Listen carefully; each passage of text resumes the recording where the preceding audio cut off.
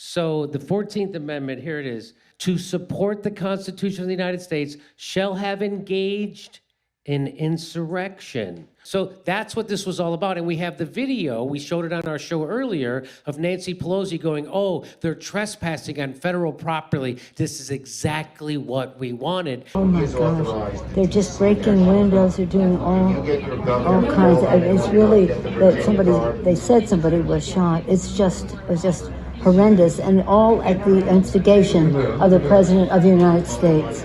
That's because they were trying to make sure Donald Trump could never run for president again because they feared he would win. Well, it looks like we may be about to see the desperate Hail Mary to not only try to block Donald Trump from taking office in January, but also a new harebrained scheme to make Kamala Harris president this week. I don't understand the level of cope, the level of cringe, the level of hypocrisy from these people who say, "Ooh, we're the party of democracy. Democracy's on the ballot, everybody. But we're going to do every sneaky, underhanded trick to stop the will of the people from coming forth. And also, if we can't do that, we're going to just install Kamala Harris as president so we can say that it was the first female president." I can't imagine a more embarrassing thing if you're Kamala Harris. You didn't earn it at all. But let's look at what Donald Trump may be facing this week. Huge shout out to the Tailgates For Trump cookbook. The order is in today. They are being printed this week. They will be at my home hopefully by the end of the week, and I will start shipping them. We obviously have our original summer hilarious meme-filled cookbook, but we now have a cookbook with 50 holiday recipes. Hilarious ones like a threat to our Democ cookies and Big Mike's Christmas orbs. 50 recipes printed, spiral bound, so it lays flat so you can actually use it. A great item for you to have around the house. A great gift for a Trump supporter in your family or a melting down lib or office Christmas party. And also, don't forget Coffee Brand Coffee. Promo code The Quartering. All of our coffee is roasted fresh on demand. Everything from your standard light to dark roast to double calf to decaf to our fall flavors of spiked jack-o'-lantern, apple strudel, peach cinnamon, maple cream. Our stalwart flavors like blueberry cobbler and strawberries and cream. K-Cups. We also have organic teas and our brand new luxury Coffee Brand Coffee Advent Calendar. The promo code doesn't work on that, but everything else it will. Get our organic teas or whatever to support the channel. Kamala Harris's ex-communications director says that Joe Biden should resign in wild scheme for her to be the first female president. Turn the tables on Trump. Well, first of all, if you do that, I don't know if libs know this. Apparently they don't. You don't actually stay the president. Like, Kamala Harris to take over ceremonially for about 2 weeks, and then she would be handing over the reins to Donald Trump anyway. The desperation of it was that they just want her to not have to handle the transfer of power, apparently. I mean, this clip is some of the most wild stuff I've ever seen.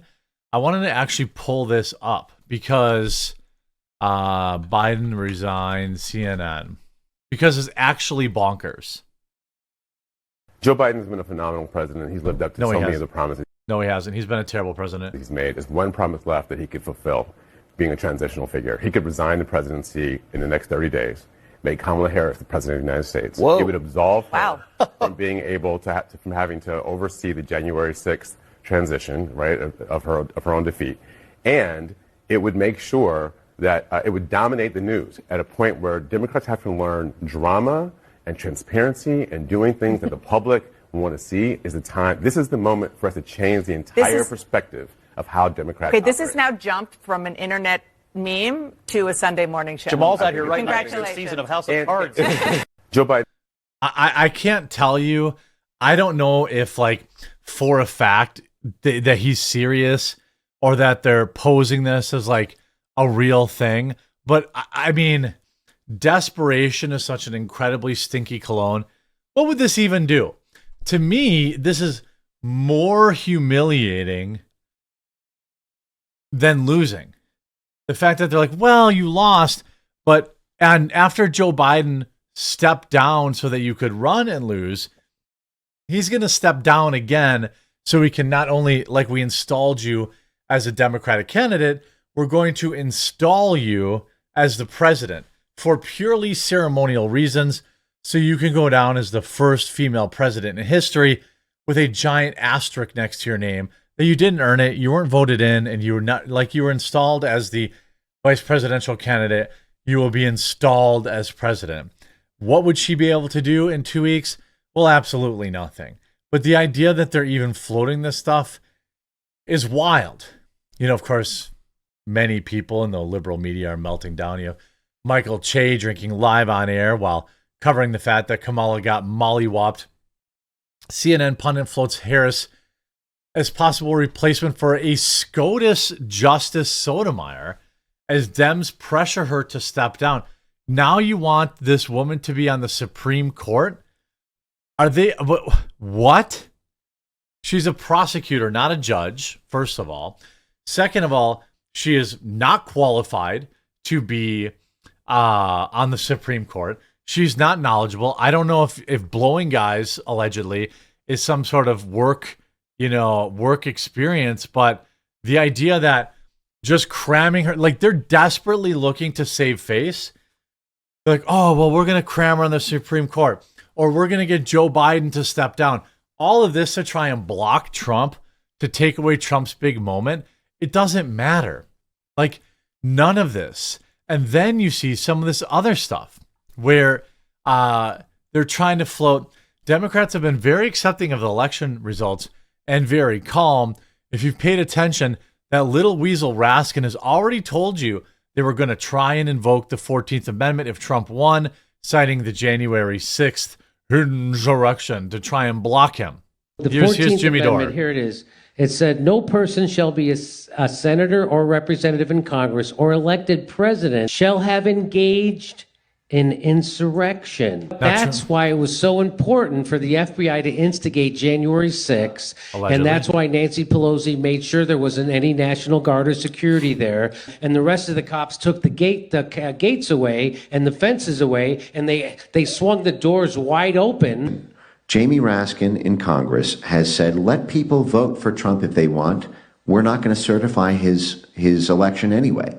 So he may be elected, but we're not going to let him be inaugurated. Because they're going to invoke that clause from the 14th Amendment saying Trump incited an insurrection. Here he is saying it. It's going to be up to us on January 6, 2025 to tell the rampaging Trump mobs that he's disqualified. And then we need bodyguards for everybody in Civil War conditions, all because the 9 justices, not all of them, but these justices who have not many cases to look at every year, not that much work to do, a huge staff, great protection, simply do not want to do their job and interpret what the great 14th Amendment means. Civil War conditions, all because the 9... because you went against the Constitution and They're willing to start literal civil war somewhere Tim Pool is salivating.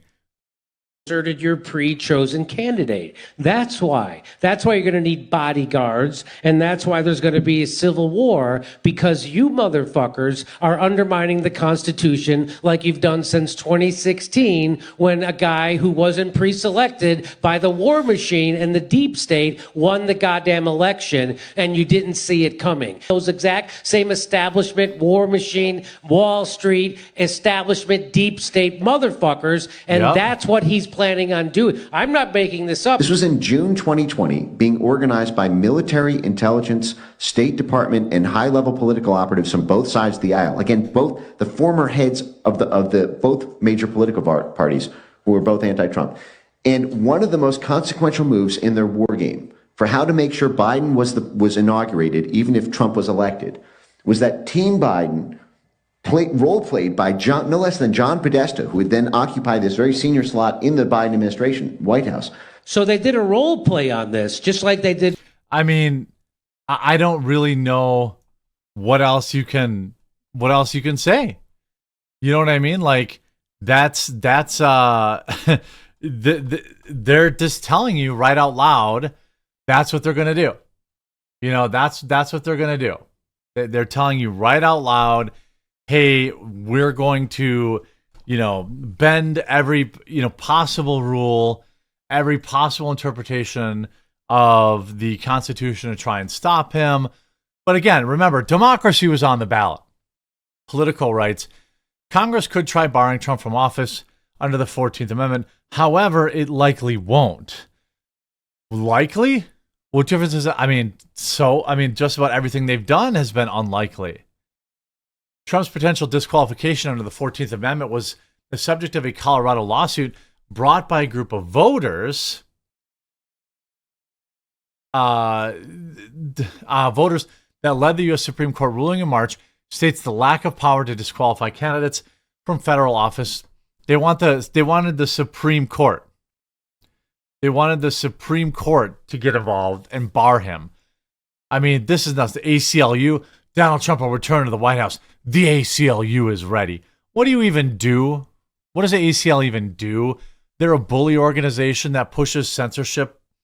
You know, that bullies organizations like X and other spots to, you know, be pro censorship and to ban people from their platforms. That's what the ACLU does.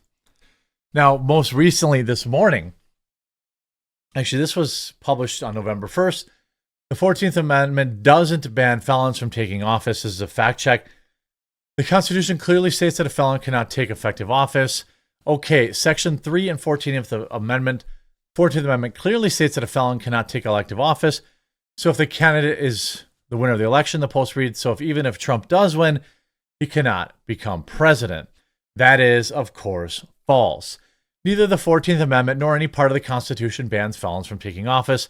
An expert told the USA Today. The section referenced in the post prohibits anyone who took the oath to uphold the Constitution and engaged in insurrection from taking the office. But the Supreme Court decision back in March requires Congress to act in order for it to actually be enforced. Congress tasked with enforcing anti-insurrection provision. I mean, this is nuts.